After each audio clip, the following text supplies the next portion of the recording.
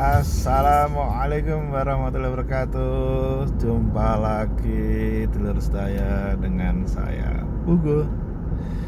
Kali ini kita akan mencoba membahas mengenai perkawinan seorang suami dengan adik kandung istri. Banyak yang bertanya, banyak yang menanyakan apakah itu boleh atau tidak, Pak. Saya jawab, kita akan cari dulu hukumnya ada atau tidak. Kalau hukumnya sudah ada, tentu apakah boleh atau tidak saya bisa menjawabnya. Seperti yang sudah kita ulas di dalam tulisan saya atau postingan saya di halaman kantor hukum Pugu & Partner, bahwa ternyata menikahi istri, adik istri baik kandung, seayah atau seibu itu dilarang oleh agama. Maksudnya bagaimana? Maksudnya apabila istri kita yang notabene adalah kakak dari calon istri yang akan kita angkat menjadi istri kedua, ketiga, keempat, kalau masih hidup. Jadi kalau kakaknya sudah meninggal atau istri kita yang pertama meninggal atau sudah diceraikan baru boleh. Kalau belum meninggal atau belum diceraikan, maka tidak boleh seorang suami dalam waktu yang bersamaan menghimpun atau menggabungkan adik kakak menjadi istri pertama dan istri kedua. Larangannya sudah jelas di Quran surat An-Nisa ya 23 juga sudah jelas.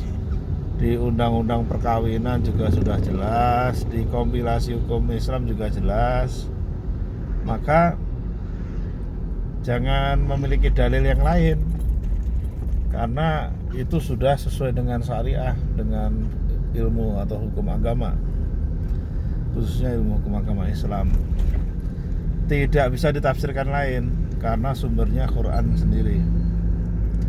Jadi bagi suami yang ingin menikah lagi sebenarnya mudah, asalkan istri pertama atau istri yang terdahulu yang masih sah dan masih menjadi istri kita secara resmi itu mengizinkan.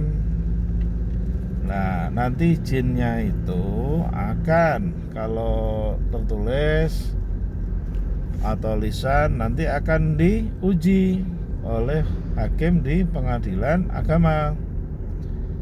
Ditanyakan langsung oleh hakim apakah bersedia atau mengizinkan suami menikah lagi. Kalau tidak diizinkan, ya berarti ya untuk menikah lagi sebaiknya ditunda dulu. Jangan gara-gara penetapan dari pengadilan agama belum turun untuk mengizinkan kawin lagi, kalian sebagai suami diam-diam kawin lagi. Nanti kawinnya kawin siri lagi. Kan namanya siri diam-diam, tetap nanti ada yang tersakiti. Kan niatnya katanya mau ibadah, kenapa harus menyakiti orang lain? Jadi janganlah ya gitu. Kita ini makin lama makin dewasa, makin harus bijak. Kalau bawah perut itu nggak akan ada habisnya itu. Mau ketemu yang seperti apa pengen lagi, mau ketemu seperti apa pengen lagi. Sementara nafsu harus dan wajib dikendalikan supaya kita tidak menyesal di kemudian hari. Oleh karena itu, sebagai suami, selain menjaga dirinya supaya tolenya tidak kurang ajar atau mudah sekali bersarang ke perempuan yang bukan muhrimnya, atau kalau memang itu menikah siri, berarti ada yang tersakiti atau ada yang dibohongi. Lebih baik ambil jalan yang baik, yaitu mengusahakan istri pertama untuk mengizinkan. Kalau intinya untuk ibadah pasti diizinkan lah, kan ibadah itu sudah jelas-jelas, ibadah terpanjang itu kan menikah.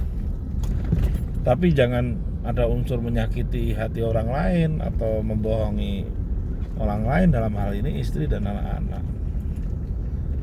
Masa kita mau ibadah dosa dulu? Logikanya kan tidak masuk akal itu.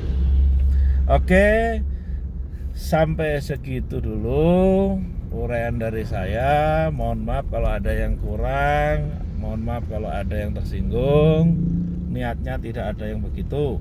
Insya Allah mudah-mudahan dengan kritik, dengan saran, masukan, saya bisa menyampaikannya lebih baik lagi.